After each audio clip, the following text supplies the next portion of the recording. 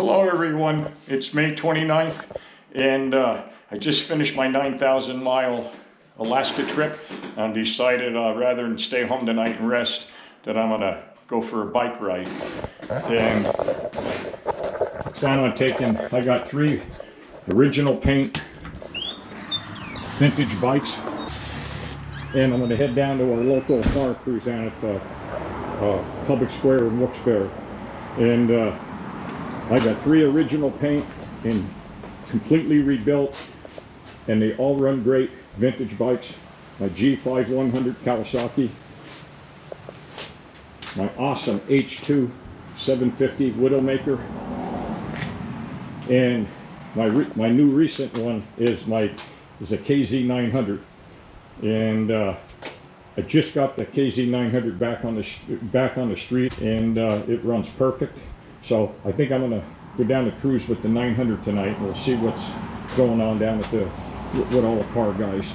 Because I was always a car guy with a bike budget, but now I got so many bikes that I'm gonna stay a bike guy. And yes, we'll leave the Yamaha parked for a while. And I also have, as far as modern bikes, I got my KZ900 replica, which is a replica of this bike. The mighty KZ900. My dirt bike, which I've had out this year, KDX 200, and then inside the race trailer is my ZX14 bike that I use for racing.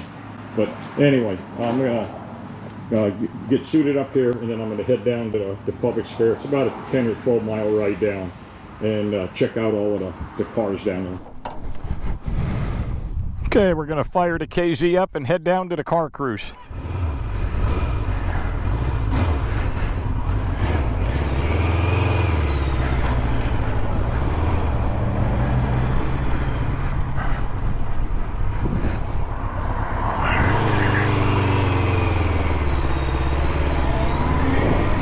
I bought this bike on eBay last fall, and I drove to Iowa for it. It only had 7,900 miles on it. It hadn't run in 5 years. And so I brought it home, and I did what I did to the other 2 vintage bikes that I have. I did a complete mechanical rebuild on them. And everything. Had the stator rewound, new coils. I pulled the cylinder head off of this, new valve seals, crankshaft seals. Everything that age affects.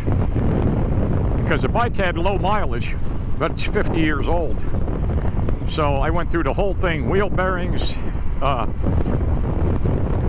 It still had the original tires on it from Japan. And so obviously I changed them, and I put the reproduction tires on it, the bias ply.